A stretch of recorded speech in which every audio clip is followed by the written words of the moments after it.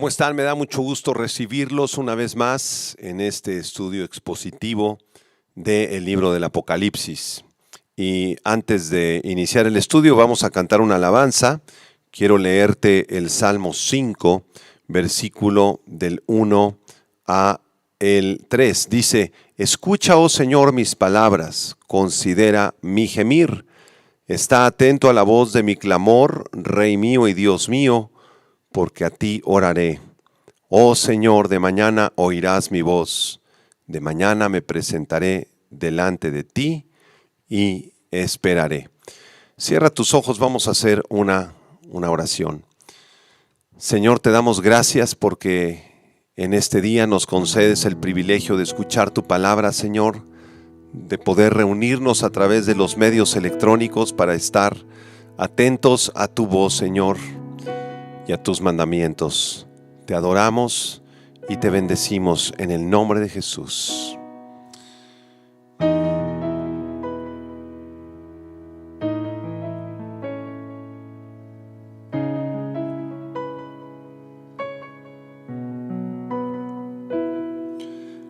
En la oscuridad y en la tempestad tú me cuidas.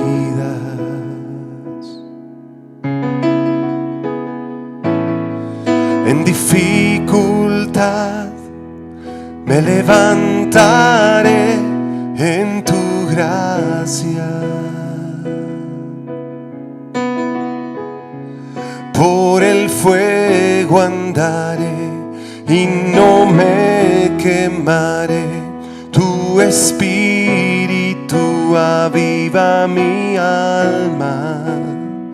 A la cruz miraré, mi temor dejaré. En la luz de tu gracia, Señor, lo que seco y muerto está, tú levantas con poder y restauras las ruinas. Dios, por siempre eres Rey. Mi refugio encuentro en la sombra de tu amor. Siempre quiero adorarte y amarte, Señor. Aún en el dolor, mi esperanza está en tu promesa.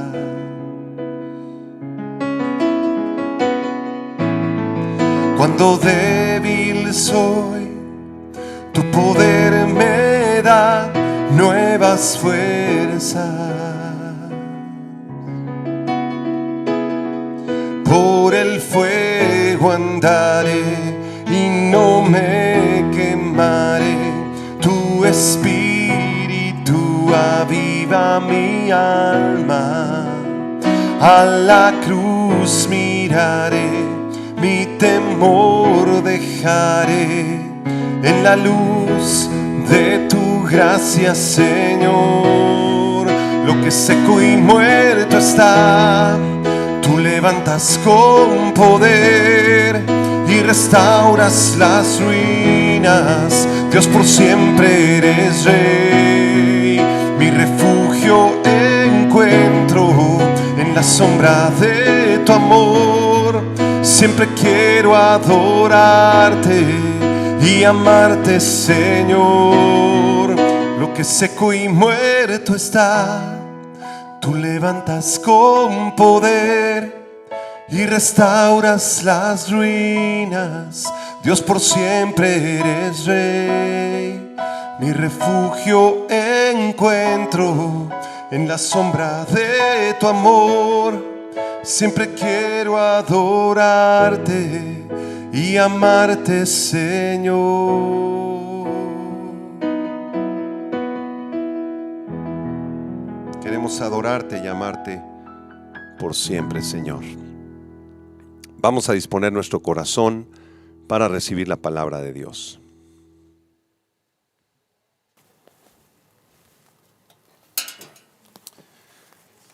Muy bien, pues vamos a continuar con nuestro estudio expositivo del libro de Apocalipsis. Abran sus Biblias en Apocalipsis capítulo 14. El día de hoy vamos a ver un tema muy interesante que se titula Los tres ángeles mensajeros de Apocalipsis. Los tres ángeles mensajeros de Apocalipsis. Y vamos a Apocalipsis 14, versículo del 6 al 11, donde la palabra de Dios dice: Vi volar por en medio del cielo a otro ángel que tenía el evangelio eterno para predicarlo a los moradores de la tierra, a toda nación, tribu, lengua y pueblo, diciendo a gran voz: Temed a Dios y dadle gloria, porque la hora de su juicio ha llegado, y adorad a aquel que hizo el cielo y la tierra, el mar y las fuentes de las aguas. Otro ángel le siguió diciendo: Ha caído Babilonia, la gran ciudad, porque ha hecho beber a todas las naciones del vino del furor de su fornicación.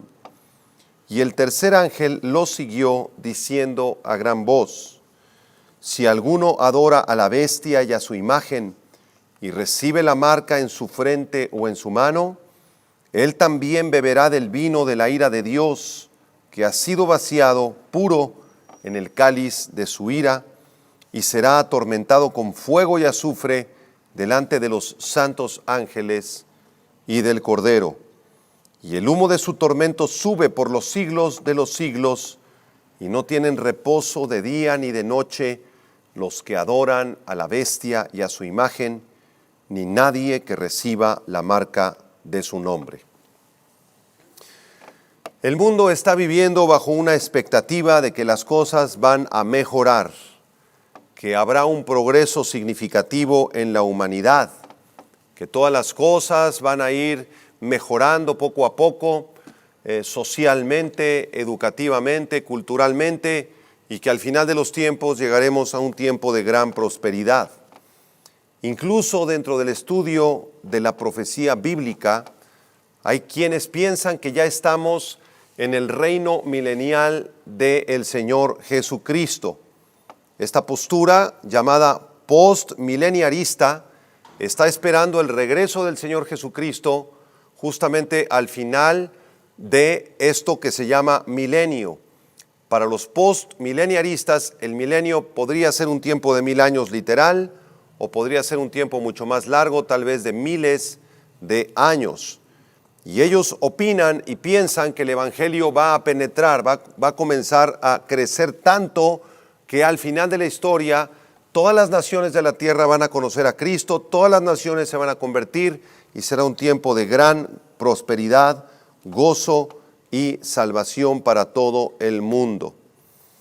Otra postura, llamada el amileniarismo, asegura que no hay tal cosa como un milenio literal y físico que se establecerá en la tierra. Los defensores de esta postura enseñan que el reino de Jesucristo está establecido aquí en la tierra a través de la iglesia. Entonces, cuando Cristo habló de un reino físico, cuando Apocalipsis nos describe en el capítulo 20 que habrá un milenio literal de 1000 años, un tiempo de 1000 años, ellos niegan esta postura, dicen que eso no es correcto, que no es verdad, y que en realidad el reino de Cristo es un reino espiritual, establecido en los corazones de los creyentes. Esta es la postura de la Iglesia Católica Romana y de algunos hermanos del movimiento de la Reforma que adoptaron esta postura amileniarista de Agustín de Hipona. Agustín de Hipona escribió un libro llamado La ciudad de Dios, en donde él habla de este amileniarismo, que todas las profecías bíblicas hay que espiritualizarlas, no hay que entenderlas de manera literal, física, ¿verdad?, como se supone que deberían ser entendidas, sino que realmente todo es una alegoría, que Jesucristo no va a regresar, que no hay arrebatamiento de la iglesia, que no se va a establecer un reino. Todo esto lo enseñaba Agustín de Hipona en su libro La ciudad de Dios. Pero contrario a estas posturas del postmileniarismo y del amileniarismo, la profecía bíblica enseña claramente que vendrá un tiempo en el cual el Señor Jesucristo volverá a esta tierra a establecer un reino físico, literal, de 1000 años, donde Él gobernará desde la ciudad de Jerusalén a todas las naciones de la tierra y donde Él traerá un reino de justicia y de paz a todo el mundo. La venida del Señor Jesucristo ocurrirá justo antes del establecimiento de este reino glorioso de 1000 años. Según lo vemos en la profecía bíblica, Jesucristo regresa en su segunda venida justo antes de establecer el reino de los 1000 años. Por eso esta postura teológica se llama el premileniarismo y nosotros consideramos que es la postura correcta sin lugar a dudas, porque la Biblia debe ser interpretada de forma literal, histórica y gramática. Entonces, si Dios le prometió un reino a Israel, si Dios le prometió un rey a Israel que gobernaría desde la ciudad de Jerusalén, no podemos espiritualizar estas cosas. Dios va a cumplir el pacto abrámico, el pacto palestino y el nuevo pacto de Jeremías capítulo 31 de forma literal, de forma real. Y para que eso ocurra es necesario que Jesucristo regrese a este planeta de forma física. Ahora bien, el establecimiento de este reino milenario será precedido por el tiempo conocido en la Biblia como la tribulación. Será un tiempo de guerras, de pestes, de hambres, de pandemias, de virus, de terremotos terribles y de los juicios de Dios derramados sobre la humanidad pecadora. Así que la situación del mundo no va a mejorar. De acuerdo a la Biblia, la situación del mundo va a empeorar y de una manera terrible, terrible. Ya hemos estudiado en el libro del Apocalipsis los juicios de los 7 sellos y de las 7 trompetas en los capítulos 6 al 11. Hemos considerado un interludio, un paréntesis que se abre en el capítulo 12 y 13 como un recuento de los acontecimientos de la tribulación desde la perspectiva de Satanás. Pero ahora el capítulo 14 nos sitúa una vez más en la perspectiva de Dios. Y este capítulo 14 del Apocalipsis contiene 3 visiones que recibe el apóstol Juan. La primera visión la encontramos del versículo 1 al 5, ya lo explicamos la clase pasada, fue la visión de los 144,000 evangelistas judíos, 12,000 de cada una de las tribus, que aparecen con el Señor Jesucristo en el monte de Sión en su segunda venida. Así que en estos versículos, Apocalipsis 14, del 1 al 5, ocurre esta primera visión. Juan ve estos 144,000 muchachos reinando prácticamente, ya gobernando con Jesucristo en el monte de Sión. La segunda visión, que es la que vamos a estudiar a continuación, ocurre del versículo 6 al versículo 11. Y esta visión incluye a 3 ángeles mensajeros que predicarán el evangelio a todas las naciones del mundo y le advertirán a la humanidad pecadora acerca de los peligros de adorar a Satanás y a la bestia. Y la tercera y la última visión que vamos a ver la clase siguiente ocurre del versículo 14 al verso 19. Y esta es una visión del Hijo de Dios segando la tierra, echando las uvas de la cosecha en el lagar de la ira de Dios. Así que esta tercera visión corresponde a la batalla final de Armagedón en todo el territorio de Israel, donde la Confederación del Norte, Rusia y sus aliados, la Confederación del Sur, Egipto y sus aliados, la Confederación del Oriente, que será China y sus aliados, se reunirán en el valle de Megiddo y ahí, abarcando prácticamente todo el territorio de Israel, ocurrirá esta batalla en contra del anticristo y en contra también del Hijo de Dios. Así que en esta segunda visión, que es en la que nos vamos a concentrar, aparecen 3 ángeles. Y es interesante recordar que los ángeles han servido a lo largo de las Escrituras como mensajeros de Dios. La palabra angelos del griego significa simplemente mensajero. Los ángeles fueron los instrumentos para la entrega de la ley mosaica. Cuando Moisés recibió las tablas de la ley, ángeles estuvieron involucrados en la entrega de estas tablas, de acuerdo a Gálatas 3:19, Hebreos 2:2. Los ángeles también trajeron mensajes a personas, como el profeta Daniel, el profeta Zacarías, el papá de Juan el Bautista, María, la Virgen, en Lucas capítulo 1, un ángel se le aparece y le informa que está embarazada del Espíritu Santo. A José también, el padre adoptivo de Jesús, se le aparecen ángeles mensajeros que le informan que vaya a Egipto. A los pastores en el momento del nacimiento de Jesús se les aparecen ángeles que les indican dónde se encuentra el niño. Al apóstol Pablo también se le aparecieron ángeles, tuvo dirección de ángeles en Hechos capítulo 27. Y los ángeles también tienen que ver con nosotros los creyentes. Esto es maravilloso. En Hebreos 1:14 dice que son espíritus ministradores, espíritus enviados para el servicio a favor de aquellos que somos herederos de la salvación.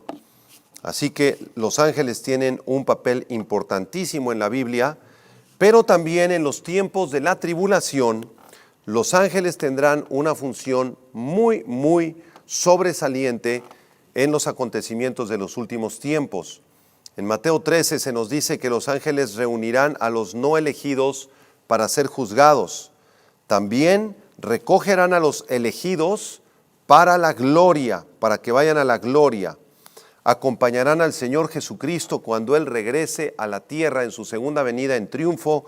El Señor viene con una hueste maravillosa, tremenda de ángeles. Así que en Apocalipsis los ángeles aparecen en el derramamiento de la ira de los juicios de Dios, como ya los vimos en los juicios de las trompetas. Hay 7 ángeles que están así formados y cada ángel, al recibir la instrucción de Dios, comienza a derramar sus juicios. Así que para este momento de la profecía en Apocalipsis 14 aparecen estos 3 ángeles. Y es importante acotar aquí que estos 3 ángeles no aparecen en orden cronológico. No podemos pensar que sea orden cronológico lo que está ocurriendo aquí en Apocalipsis 14. Más bien, ellos hablan sobre los asuntos y los acontecimientos que ocurrirán de forma general durante todo el periodo de la tribulación. Sus mensajes anuncian el juicio de la 7ª trompeta, que incluye los juicios de las 7 copas al final de la tribulación. Y como lo vamos a ver a continuación, el primero de estos 3 ángeles trae un mensaje de arrepentimiento al mundo entero. Así que la idea atrás del mensaje de estos 3 ángeles es advertir a la humanidad pecadora en los tiempos de la tribulación que se arrepientan, que todavía Dios tiene misericordia y gracia y compasión para ellos si ellos deciden arrepentirse de sus pecados y entregarle su vida al Señor Jesucristo. Así que es un mensaje de advertencia, no de amenaza. Estos ángeles no vienen a amenazar a la humanidad en la tribulación, sino que vienen a advertirle acerca de los juicios de Dios. Por esta razón, el primer ángel va a predicar el evangelio, el segundo ángel va a pronunciar un juicio y el tercer ángel va a prometer una condenación para aquellos que no se arrepientan. Vamos pues a Apocalipsis 14, vamos a adentrarnos ahora sí versículo por versículo. Vamos al versículo número 6 y 7, por favor. Apocalipsis 14, 6 y 7. Dice Juan: vi volar por en medio del cielo a otro ángel que tenía el evangelio eterno para predicarlo a los moradores de la tierra, a toda nación, tribu, lengua y pueblo, diciendo a gran voz: temed a Dios y dadle gloria, porque la hora de su juicio ha llegado, y adorad a aquel que hizo el cielo y la tierra, el mar y las fuentes de las aguas. Es interesante que en el versículo 6 Juan ve volar por en medio del cielo a otro ángel. Subrayen esta expresión, otro ángel, porque este ángel no se nos dice de qué grupo se está diferenciando. Juan simplemente dice: vi otro ángel, otro de un grupo que ya venía de antes. Entonces, ¿cuáles son los ángeles que aparecen antes en Apocalipsis? En el capítulo 12, versículo 7, apareció el arcángel Miguel y sus ángeles. pero también en el capítulo 11 aparecieron los 7 ángeles de las 7 trompetas. Entonces tal vez Juan en esta revelación está teniendo en mente el grupo de ángeles que venían con Miguel o posiblemente a los 7 ángeles de las 7 trompetas de Apocalipsis 11. Y por eso Juan nos dice, vi otro ángel distinto. No sabemos exactamente de qué grupo se está diferenciando. Lo que sí sabemos es que es un ángel de Dios enviado por el Señor con un propósito muy especial. Ahora, en el versículo 6 dice que este ángel estaba volando por en medio del cielo. Los ángeles de Dios tienen la facultad de volar. Qué maravillosas criaturas son estas, que Dios les ha dado la facultad de volar. Y no solamente eso, sino que aquí se nos revela que este ángel de alguna manera se va a materializar o se va a aparecer en medio del cielo, dice el versículo 6. Apunta la expresión en medio del cielo, es la palabra griega mesouránema, que se refiere al punto del cielo donde el sol alcanza su meridiano, su cenit o el punto más alto del mediodía. Esta palabra mesouránema ya había aparecido antes en Apocalipsis capítulo 8, verso 13, donde se nos dice que un ángel voló por en medio del cielo. Y también en Apocalipsis 19, 7, más adelante aparece otro ángel volando en el punto más alto del cielo. Y aquí podemos hacer una pregunta: ¿por qué razón este ángel está volando en medio del cielo? Y la respuesta es muy sencilla, porque desde ese punto es más visible a los que están en la tierra. Todo el planeta Tierra va a poder contemplar, va a ver la realidad de este ángel. Toda la humanidad se dará cuenta de su presencia en el cielo y desde luego del mensaje que trae. Además, ahí en ese lugar donde este ángel va a encontrarse en el cenit del cielo, no podrá ser alcanzado por Satanás ni por las huestes demoníacas de Satanás, porque recuerda que en Apocalipsis capítulo 12, Satanás fue arrojado ya del cielo, fue expulsado por segunda vez. Sí, la primera vez fue en Isaías 14, en Ezequiel 28. La segunda vez que Satanás es expulsado del cielo es en Apocalipsis 12. Es una expulsión definitiva con todos sus demonios. Entonces Satanás solamente puede tener influencia en la tribulación en la tierra, ya no en el cielo. Ya no es el príncipe de la potestad del aire. Así que este ángel predicador será intocable por Satanás y por sus huestes, y no habrá nada que lo estorbe para cumplir su misión. Para el tiempo que aparezca este poderoso ángel, todos los habitantes del planeta habrán oído el evangelio predicado por los 144,000 evangelistas judíos y también por los 2 testigos que fueron asesinados por el anticristo en el templo y luego resucitaron a los 3 días y medio, recuerdan en Apocalipsis 11. Además, millones de personas se habrán convertido para este momento y muchas personas habrán escuchado ya el evangelio. Pero Dios se quiere asegurar de que todas las almas que vivan en el tiempo de la tribulación escuchen el mensaje del evangelio de Dios. Desgraciadamente, la mayoría de los pobladores del mundo en el tiempo de la tribulación, escucha esto, van a rechazar el mensaje del evangelio.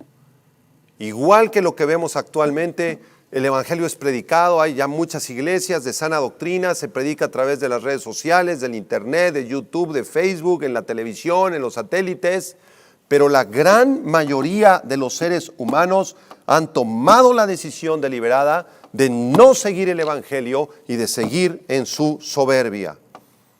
Así nos lo confirma Apocalipsis capítulo 9, versículo 20 y 21. Vamos a Apocalipsis 9 por un momento, por favor. Versículo 20 y 21. Cuando se toca la sexta trompeta y se derraman los juicios de la sexta trompeta, en el versículo 20 dice: y los otros hombres que no fueron muertos con estas plagas, ni aun así se arrepintieron de las obras de sus manos, ni dejaron de adorar a los demonios y a las imágenes de oro, de plata, de bronce, de piedra y de madera, las cuales no pueden ver, ni oír, ni andar. Y no se arrepintieron de sus homicidios, ni de sus hechicerías, ni de su fornicación, ni de sus hurtos.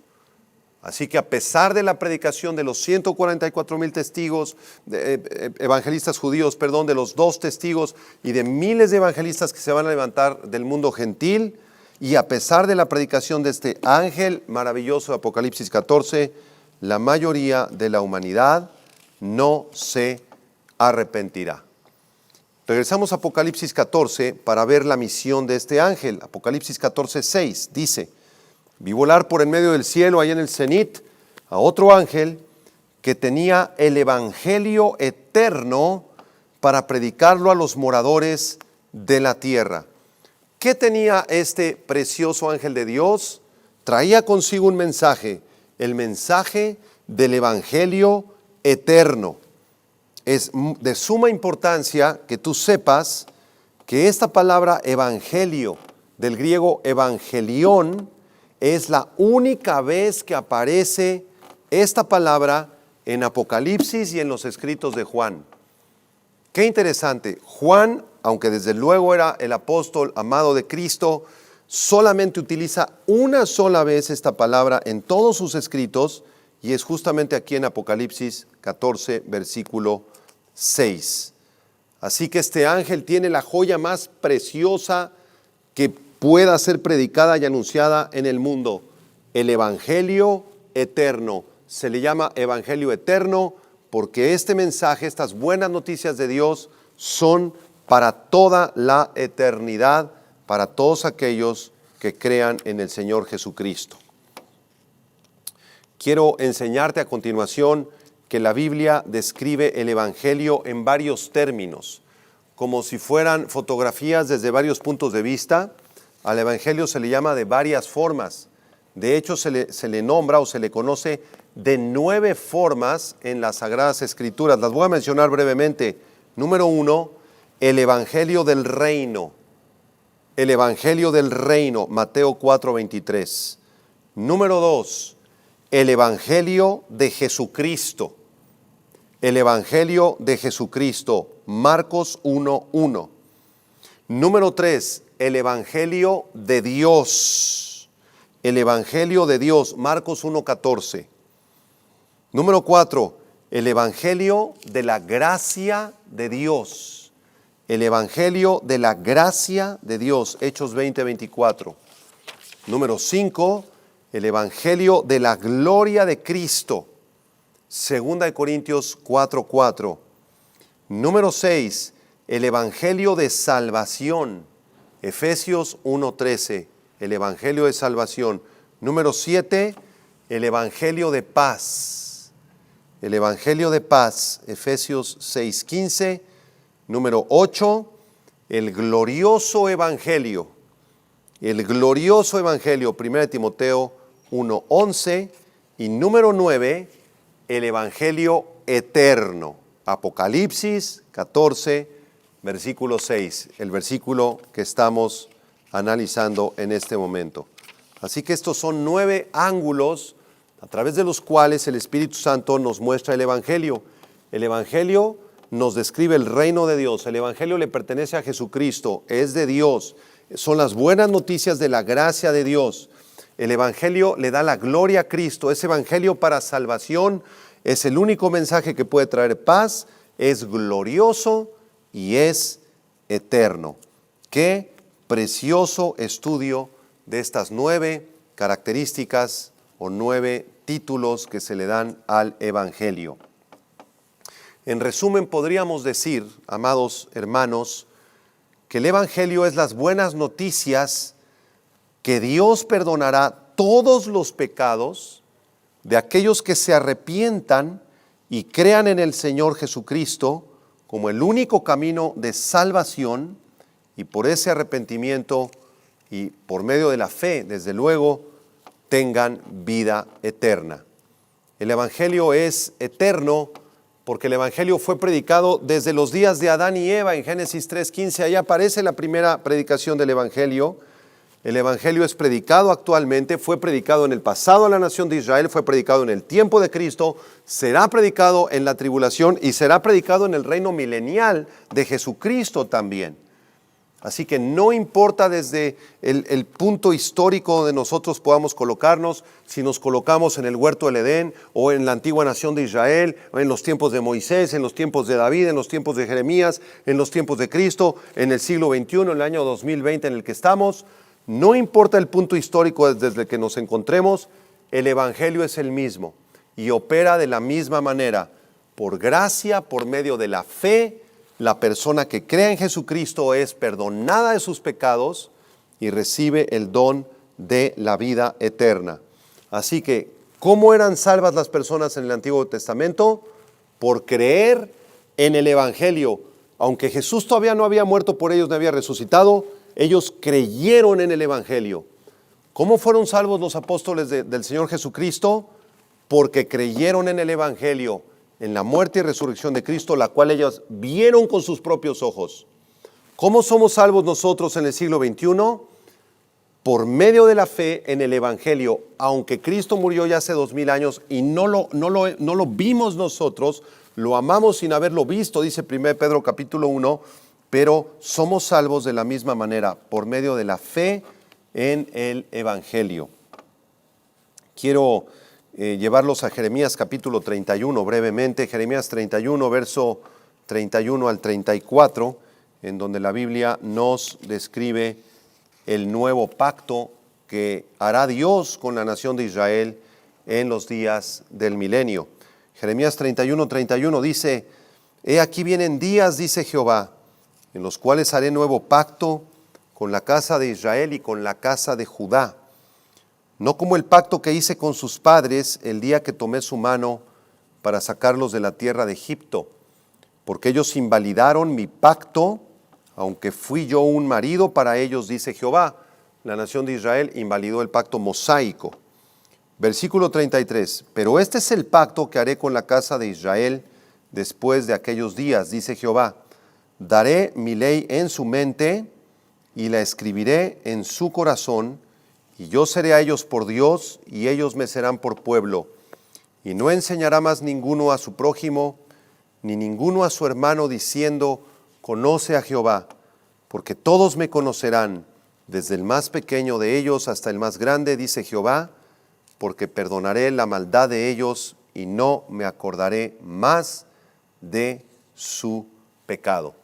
Así que este mensaje del Evangelio, de las buenas noticias del perdón y de la gracia de Dios para salvación a quien crea, será el Evangelio que predique el ángel de Apocalipsis capítulo 14.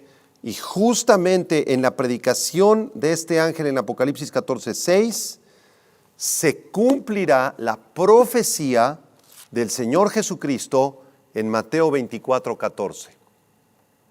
¿Se acuerdan lo que dijo Jesús en Mateo 24:14? Será predicado este evangelio en el reino en todo el mundo para testimonio a todas las naciones, y entonces vendrá el fin. Esta profecía no es para el tiempo de la iglesia. Esta profecía de Mateo 24:14 es para el tiempo de la tribulación, para la nación de Israel, y se sellará con la aparición de este ángel que recorrerá todo el planeta Tierra para proclamar, tal vez por última vez, última oportunidad para el arrepentimiento. Muy bien, regresamos a Apocalipsis 14, verso 6. Dice que este ángel tenía el evangelio eterno para predicarlo a los moradores de la tierra. Subraya esa expresión, moradores de la tierra. Esta frase se aplica siempre en Apocalipsis a los incrédulos, nunca a los creyentes. En Apocalipsis 3:10, Apocalipsis 6:10, Apocalipsis 8:13 y otros varios pasajes más, esta expresión moradores de la tierra se refiere a los incrédulos, nunca a los creyentes. Así que el ángel viene a predicarle a los incrédulos, dice después el verso 6, a toda nación, tribu, lengua y pueblo. Así que para el ángel no habrán barreras de lenguaje. Este es un gran milagro, porque Dios permitirá que este ángel de alguna manera se comunique en arameo, en inglés, en chino mandarín, en japonés, en español, en francés, en alemán y en todos los miles y miles de lenguajes y dialectos del planeta, para que no haya excusa. Todas las personas del planeta, sin importar su nacionalidad ni su lenguaje, habrán escuchado claramente el mensaje del Evangelio de Jesucristo. ¿Y qué es lo que este ángel predica? Versículo 7, Apocalipsis 16, 7. Dice el verso 7, diciendo a gran voz, temed a Dios y dadle gloria, porque la hora de su juicio ha llegado, y adorad a aquel que hizo el cielo y la tierra, el mar y las fuentes de las aguas. Así que este ángel les anuncia que solamente hay salvación a través del sacrificio de Cristo, de su muerte y resurrección, y por lo tanto les da estas tres instrucciones. Número 1, teman a Dios, teman a Dios. El temor de Dios es vivir en la realidad de que Dios es santo. Temer a Dios es vivir en la realidad de su santidad, de su soberanía y de su juicio sobre el pecado. Temer a Dios es valorarlo como el tesoro más grande que tenemos en nuestras vidas, respetarlo, reverenciarlo, creer en Él con todo el corazón y servirlo. Y esto solo se puede lograr mediante el amor a el Señor Jesucristo. La Biblia nos exhorta en muchos pasajes a todos los creyentes que temamos al Señor. Salmo 111, versículo 10, Salmo 111, 10. El principio de la sabiduría es el temor de Jehová. Buen entendimiento tienen todos los que practican sus mandamientos. Su loor o su alabanza permanece para siempre. Proverbios 1:7. El principio de la sabiduría es el temor de Jehová. Los insensatos desprecian la sabiduría y la enseñanza. Proverbios 9:10. El temor de Jehová es el principio de la sabiduría, y el conocimiento del Santísimo es la inteligencia. ¿Qué es la sabiduría? Temer a Dios. ¿Qué es la inteligencia? Conocer a Dios. Proverbios 24:21. Teme a Jehová, hijo mío, y al rey. No te entremetas con los veleidosos. Un veleidoso es una persona inconstante, voluble, bipolar, que cambia constantemente de opinión. No te metas con ellos. Sé sabio, mantente a raya con ellos. 1 Pedro 2:17 dice, honrad a todos, amad a los hermanos, temed a Dios, honrad al rey. Y Mateo 10, verso 28 dice, no temáis a los que matan el cuerpo, mas el alma no pueden matar, temed más bien a aquel que puede destruir el alma y al cuerpo en el infierno. Entonces este ángel en primer lugar les dice a los habitantes de todas las naciones, teman a Dios. En segundo lugar les dice, denle gloria a Dios, denle gloria a Dios. Darle gloria a Dios es reconocer su majestad, reconocer su hermosura, reconocer su belleza, darle la gloria al Señor. Y en tercer lugar, este ángel les dice que adoren a aquel que hizo el cielo y la tierra, el mar y las fuentes de las aguas. Así que esta triple instrucción del ángel tiene que ver con darle gloria a Dios, adorar a Dios, temer a Dios. Debido a que el Señor se ha revelado por medio de su creación, los seres humanos no tendrán excusa entonces para no reconocerlo. Este ángel va a rodear el planeta, imagínenlo así, va a hablarles en su idioma y dialecto a cada uno, les va a compartir claramente en su corazón, audiblemente en su espíritu a cada ser humano, y los va a invitar a que teman a Dios, que le den gloria a Dios, que adoren a Dios. Entonces ya nadie tendrá excusa, nadie podrá decir, es que a mí nadie me dijo, nadie me predicó el evangelio. todos los seres humanos habrán escuchado el Evangelio de la gracia de Dios. Y la advertencia que les da este ángel en el versículo 7 es muy clara. El ángel dice: temed a Dios y dadle gloria. ¿Por qué? Porque la hora de su juicio ha llegado. Porque la hora de su juicio ha llegado.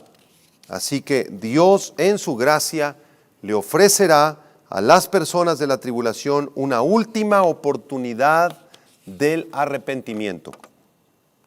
Dios arrebatará del fuego del juicio del infierno a los que presten atención a la predicación del ángel y los transferirá del reino de Satanás al reino de su amado Hijo Jesucristo. Este es el mensaje del primer ángel. Vamos ahora a estudiar el mensaje del segundo ángel. Vean el versículo 8, por favor. Apocalipsis 14:8. Otro ángel le siguió, dice Juan, diciendo: ha caído Babilonia, la gran ciudad, porque ha hecho beber a todas las naciones del vino del furor de su fornicación. Juan ve a otro ángel que sigue al primero, y a diferencia del primer ángel, el segundo ángel no está predicando las buenas noticias del Evangelio. Más bien está anunciando las malas noticias del juicio. Y esto implica, desafortunadamente, que casi nadie le hizo caso al primer ángel. El primer ángel prácticamente fue rechazado por todas las tribus del mundo. Prefirieron seguir en sus fornicaciones, en sus hurtos, en sus adulterios, en sus robos, adorando al anticristo y a la imagen de la bestia. Y prácticamente aquí en el original griego la idea es que el segundo ángel casi interrumpe al primero porque nadie le está haciendo caso al primer ángel. Y el mensaje del segundo ángel es breve, es conciso y se acabó la gracia de Dios, se acabó la misericordia. Y este segundo ángel dice: ha caído Babilonia, la gran ciudad. Este ángel lo está viendo como si ya hubiera caído Babilonia. Ahorita vamos a explicar qué es Babilonia, aunque todavía faltan algunos meses para que caiga Babilonia en la tribulación. Es tan real la caída de Babilonia, tan cierta, que este ángel lo está viendo como si ya hubiera ocurrido. Babilonia tiene dos vertientes, si quieres apuntarlo, en la Biblia. La primera de estas dos vertientes es la Babilonia religiosa, el sistema mentiroso de la falsa religión, que se manifiesta como una mujer prostituta, como una ramera en Apocalipsis 17. Y la segunda Babilonia es la Babilonia comercial y política, representada aquí por el reino del anticristo. Así que estas son las dos Babilonias que caen en el tiempo de la tribulación. Una aparece en Apocalipsis 17 y la otra en Apocalipsis 18. Vamos a estudiar muy brevemente qué quiere decir esto de Babilonia. La palabra Babilonia viene del hebreo Babel, apúntalo, Babel, que significa confusión. Confusión. Y Babilonia entonces desde su inicio ha simbolizado la rebelión y la maldad del ser humano contra Dios. ¿Dónde nació Babilonia? En Génesis capítulo 10, cuando Nimrod fundó esta ciudad pagana. Nimrod se casó con Semiramis, que fue la primera sacerdotisa de Babilonia. Esto está registrado en los libros de historia antigua, ¿verdad? Y ellos dos engendraron un hijo supuestamente llamado Tamuz, que según había resucitado porque había sido asesinado por un jabalí, pero regresó de la muerte. Entonces, desde Babilonia hay un culto idolátrico a las diosas y a los hijos de las diosas. Todo esto lo heredó Asiria, Egipto, Babilonia, Medo-Persia, Grecia, Roma y la falsa religión que sigue gobernando desde Roma. Así que Nimrod, su esposa Semiramis y su hijo Tamuz fueron los fundadores de la ciudad de Babilonia y de la torre famosa de Babel. La torre de Babel era la más grande expresión de esta falsa religión fundada en Génesis 10. Esta torre era un sigurat con Z, sigurat. ¿Qué es un sigurat? Es un edificio como cónico, con base redonda, que va creciendo así, ¿verdad? Se va haciendo menos ancho hasta arriba, y era un edificio destinado a facilitar la adoración idolátrica. Dios juzgó esa idolatría y rebeldía, confundiendo el idioma de Babilonia y esparciendo a esta población por todo el mundo. Así que en Babilonia encontramos el origen de todas las religiones del mundo. Todas las religiones del mundo fueron fundadas en Babilonia. Por eso este ángel da el anuncio de que Babilonia ha caído, la gran ciudad. ¿Por qué razón?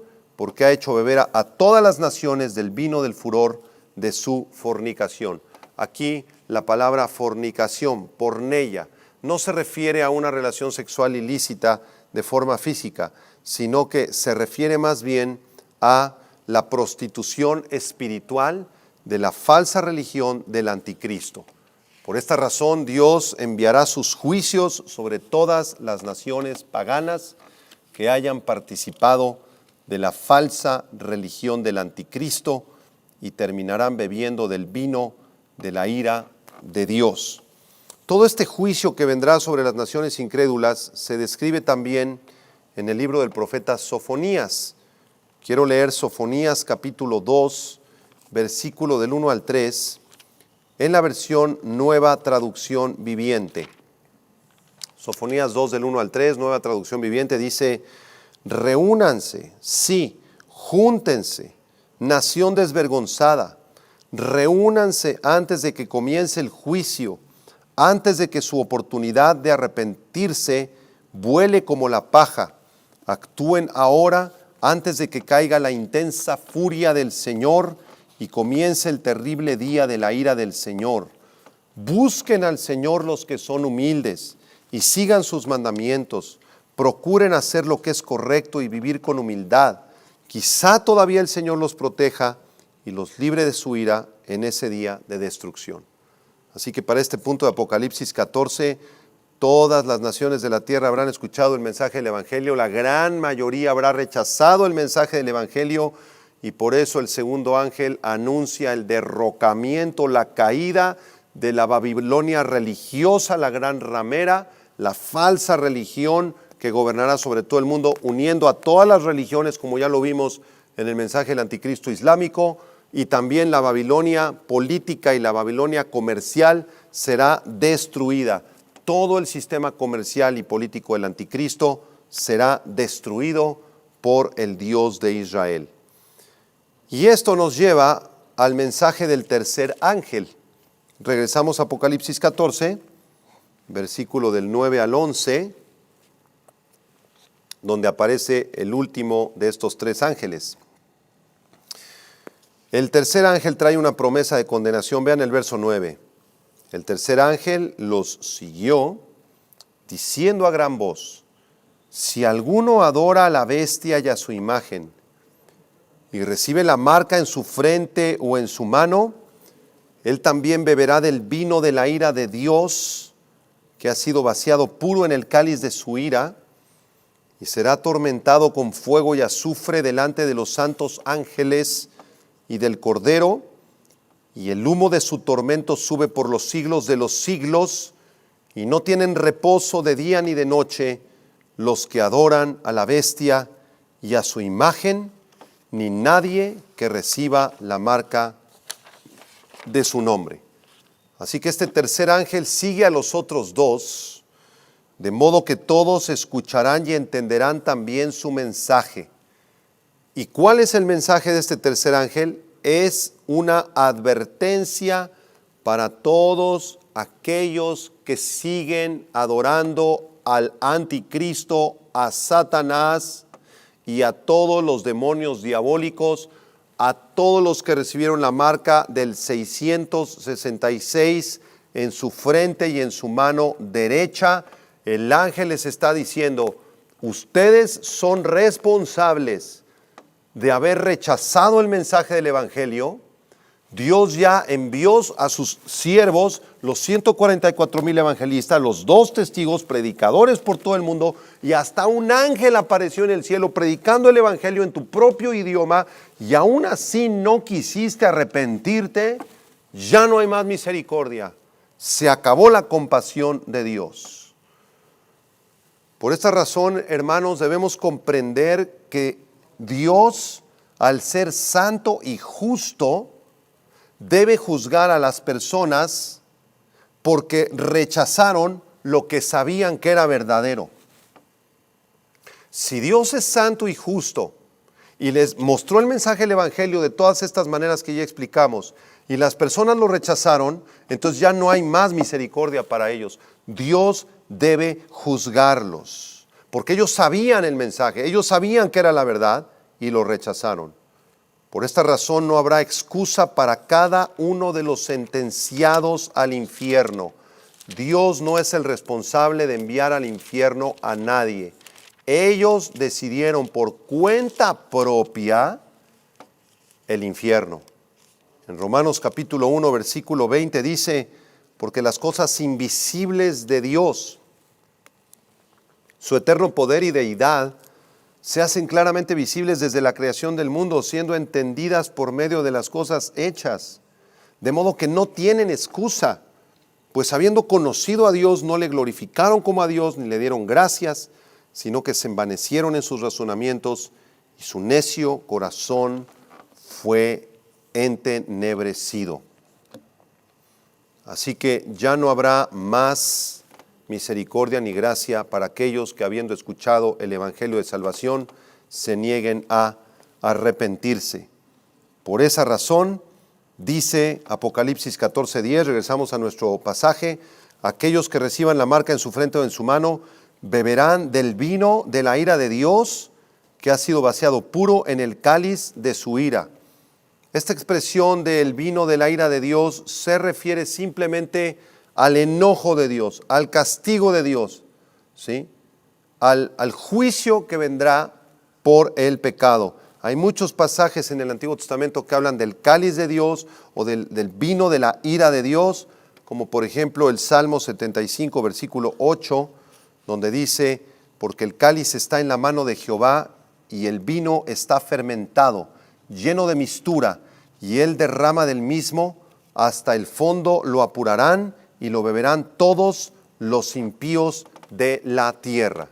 Así que toda la furia de la ira de Dios, que fue refrenada por siglos y siglos y siglos y siglos, porque grande es su misericordia, Dios es lento para la ira, es grande en misericordia, Él ha contenido su ira, Él ha contenido sus juicios, pero llegará un punto en que explote la ira de Dios, juzgando el mundo pecador. Y aquí hay que hacer una aclaración muy, muy pertinente. Escucha, la ira de Dios no es una explosión impulsiva de emociones divinas que se quiera vengar caprichosamente de las personas. No, no, no. La ira de Dios es la respuesta de Dios sin misericordia y sin gracia, castigando con el justo juicio a los pecadores, porque ellos así lo decidieron.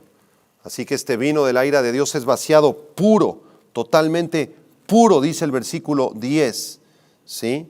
Esto quiere decir que es un vino fuerte, sin diluir. Dios ya no tiene más misericordia ni gracia para este entonces de la tribulación. Y es triste leer el versículo 10, la segunda parte, porque todas estas personas serán atormentados con fuego y azufre. Atormentados con fuego y azufre. La palabra atormentado es la palabra griega basanizo, que significa estar expuesto a un insoportable e incesante dolor. Esta palabra basanizo se emplea en Lucas 16:23 para describir la agonía del rico en el Hades. ¿Recuerdan la historia del rico y Lázaro? Él está atormentado, basanizo, en la llama de fuego y de azufre. Y el fuego y el azufre en las Escrituras están asociados con el juicio divino. En el Salmo 11, versículos 5 al 7, dice la Biblia, Jehová prueba al justo, pero al malo y al que ama la violencia su alma los aborrece. Sobre los malos hará llover calamidades, fuego, azufre, viento abrasador será la porción del cáliz de ellos, porque Jehová es justo y ama la justicia, el hombre recto mirará su rostro. Es interesante también en el verso 10 que aquellos que sean atormentados con fuego y azufre lo serán delante de los santos ángeles y del Cordero. O sea que debido a la omnipresencia de Dios, a que nadie puede escapar de la presencia de Dios, Dios mismo estará siendo testigo del castigo de estos perversos. Sufrirán en la presencia de las huestes del cielo. Sufrirán delante del Señor Jesucristo. Un comentarista dijo que los cristianos han soportado la vergüenza de la humillación y la oposición pública por muchos siglos, pero pronto los adversarios de los cristianos sufrirán ante una más angustiosa asamblea delante del Señor Jesucristo. Así que aquí se nos revela en el versículo 10 que estas personas sufrirán en el infierno. Versículo 11, el humo de su tormento sube por los siglos de los siglos, no tienen reposo de día ni de noche los que adoran a la bestia y a su imagen, ni nadie que reciba la marca de su nombre. Así que aquí se nos revela el hecho de que el infierno es eterno, de que el castigo es eterno. No hay tal cosa como la destrucción o la aniquilación de las almas. El castigo será para siempre de los hombres que amaron más las tinieblas que la luz, porque sus obras eran malas. Y quiero terminar haciéndote una pregunta. ¿Realmente tú conoces a Cristo? ¿Realmente has escuchado el Evangelio? ¿Lo has comprendido? ¿Has nacido de nuevo? ¿Amas al Señor con todo tu corazón? ¿Lo temes como predicaba el primer ángel? ¿Tienes temor de Dios en tu vida? ¿Procuras vivir en santidad delante de Dios? ¿Lo adoras frecuentemente al Señor? ¿Caes de rodillas adorando a Cristo frecuentemente? ¿Lo amas? ¿Le das la gloria? Si así es tu caso, que Dios te bendiga, eres mi hermano en Jesucristo. Pero si tú nunca adoras a Dios, vives como se te da la gana, no hay temor de Dios en tu vida, nunca procuras vivir en santidad, nunca le das la gloria a Dios, nunca caes de rodillas, no te interesan las cosas del Evangelio, tu alma está en peligro. Y ya no hay excusa porque el día de hoy escuchaste el Evangelio. Jesucristo murió por tus pecados. Él es el camino, la verdad y la vida. Nadie puede venir al Padre si no es a través del Hijo de Jesucristo. Y solo hay dos opciones que tú tienes en este momento.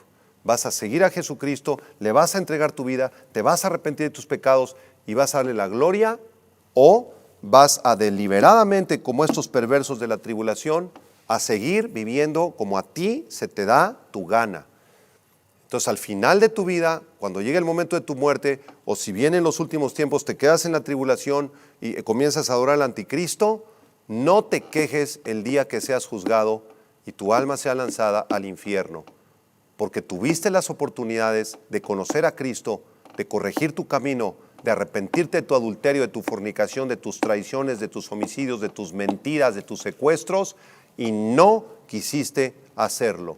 Búrlate todo lo que quieras de Dios y de los cristianos y de Cristo, pero llegará un día que si tú no te arrepientes, tu alma terminará siendo atormentada en un fuego, en un lago que arde con fuego y azufre delante del Dios Todopoderoso. Oremos. Señor, gracias te damos por estos mensajes maravillosos de tu palabra, porque ellos nos revelan el futuro. Y sabemos y creemos con todo nuestro corazón que el tiempo está cercano, en donde iniciará este tiempo de la tribulación, Señor, la gran tribulación. Y estos tres ángeles se verán visiblemente en los aires, el primero anunciando el evangelio de la gracia de Dios, y el segundo y tercero anunciando la advertencia del juicio y del infierno eterno. Señor, que tu Espíritu Santo toque los corazones, que podamos estar atentos a tu voz y recibir a tu Hijo Jesucristo como Señor y Salvador. Oramos por todas esas almas que no te conocen todavía, que les tengas misericordia y gracia, porque todavía están a tiempo de arrepentirse. Gracias te damos, en el nombre de tu Hijo Jesucristo. Amén. Muchas gracias por haber escuchado y nos vemos en la próxima clase. No se la pierdan. Que Dios te bendiga. Vida Nueva para el Mundo se sostiene y propaga el mensaje de salvación